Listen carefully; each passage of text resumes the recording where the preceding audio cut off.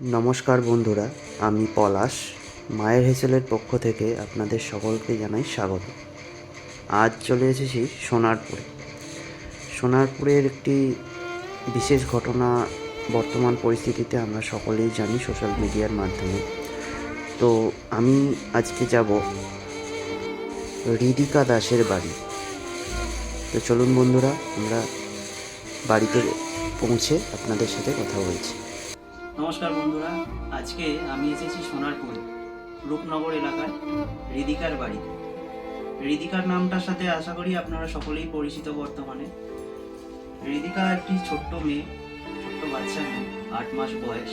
সে একটি বিরল রোগে আক্রান্ত হয়েছে, SMA টাইপ 1। তো এই রোগটার সম্পর্কে বিশেষ করে আমি কিছু বলতে পারবো না। হৃদিকার মা আমাদের সাথে আছে, তো তাকে বলবো এই বিষয়টা নিয়ে আমাদের কিছু বলতে।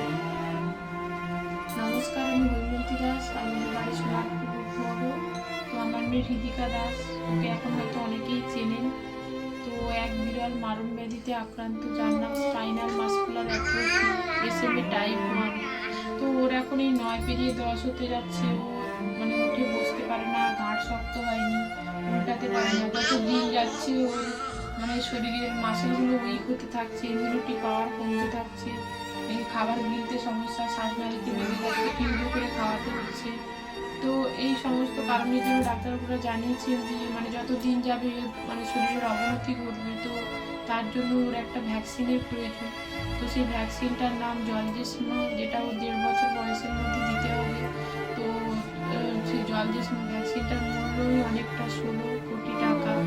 তো আমরা তার জন্য সমস্ত জনসাধারণের দ্বারস্থ হয়েছি, সবাই যাতে আমাদের পাশে এসে দাঁড়ায়, বাচ্চাটার পাশে এসে দাঁড়ায়।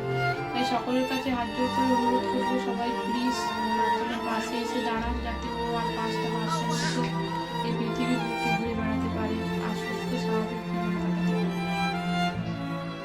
সকল বন্ধুদের কাছে একান্ত অনুরোধ, আপনাদের ছোট্ট ছোট্ট প্রচেষ্টাগুলো একত্রিত করে যাতে আমরা সকলে মিলে এই ছোট্ট শিশুটির পাশে দাঁড়াতে পারি এবং তার মা বাবার পাশে দাঁড়াতে পারি।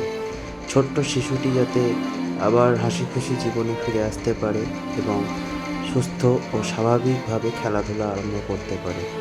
আপনাদের কাছে অনুরোধ রইল, আপনাদের সকল ছোট্ট ছোট্ট প্রচেষ্টাই কিন্তু একটা অন্তিম লক্ষ্যে পৌঁছে দিতে পারে আমাদেরকে। অসংখ্য ধন্যবাদ। ভালো থাকবেন, সুস্থ থাকবেন, পাশে থাকার জন্য ধন্যবাদ।